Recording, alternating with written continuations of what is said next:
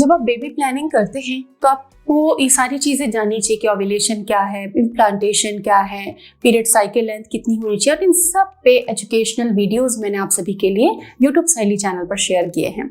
आज मैं आपको बता रही हूँ कि पीरियड से पहले का जो समय होता है 7 to 10 days बिफोर पीरियड्स, जो टाइम होता है वो इम्प्लांटेशन का टाइम होता है, और उस समय कुछ केयर आपको करनी चाहिए जिससे कि हाई रिस्क केसेस में भी सक्सेसफुल प्रेगनेंसी के चांसेस बढ़ जाते हैं।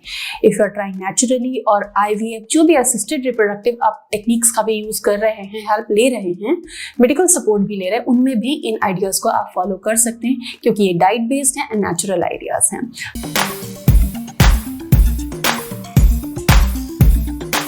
So hello and welcome again to your YouTube सहेली channel. Hope you are doing good. You are happy at your place. और आज हम सीखेंगे कुछ नेचुरल छोटे छोटे लेकिन गजब के आइडियाज को जो कि इम्प्लांटेशन में हेल्प करती है। इन इम्प्लांटेशन का जो टाइम होता है वो होता है प्रोजेस्टेरोन के राइज का, कि उस समय प्रोजेस्टेरोन बढ़ना चाहिए क्योंकि फर्स्ट साइकिल में एस्ट्रोजन हाई पे होता है एंड ओव्यूलेशन के बाद एस्ट्रोजन लो लाइन जाता है एंड प्रोजेस्टेरोन ऊपर की ओर आता है। इसका ग्राफ, तो प्रोजेस्टेरोन को बूस्ट करना है। न्यूट्रिशन में किस चीज की नीड होती है जिससे कि इम्प्लांटेशन सक्सेस हो एंड हमारी प्रेगनेंसी में हमको सक्सेस मिल सके।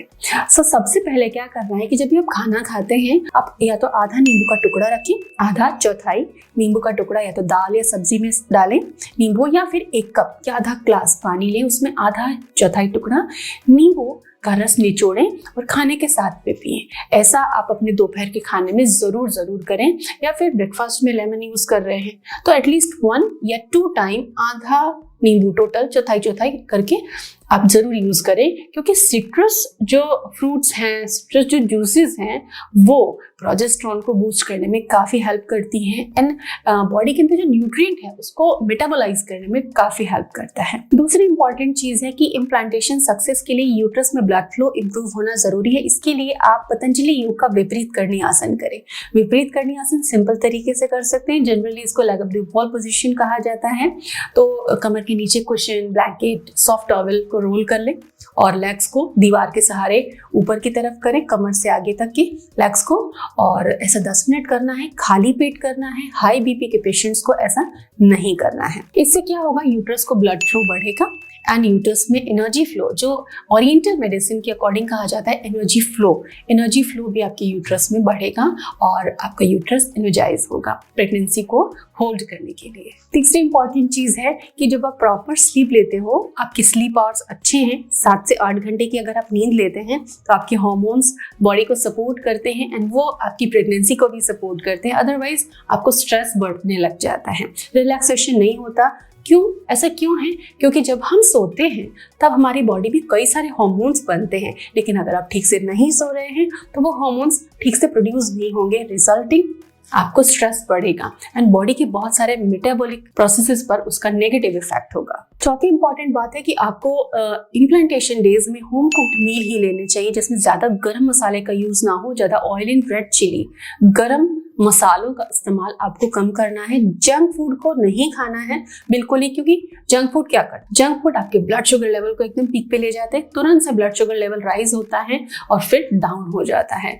लेकिन जब आप होम कुक्ड या कॉम्प्लेक्स खाते, बैलेंस्ड मील खाते हो तो सस्टेन्ड वे में ब्लड शुगर लेवल मेंटेन रहता है।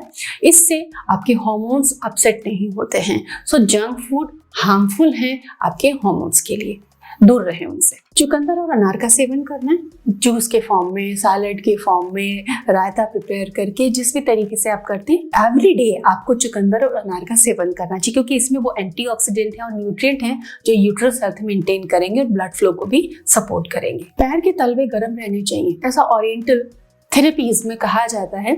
तो पैर के तलवे गर्म रखना इंपॉर्टेंट है। अब इसके लिए सिंपली है कि आप सॉक्स पहने रहें। ऐसा ना हो कि आप ठंडे फर्श पे खाली पैर चल रहे हैं, पैर के तलवे पूरे दिन ठंडे रह रहे हैं।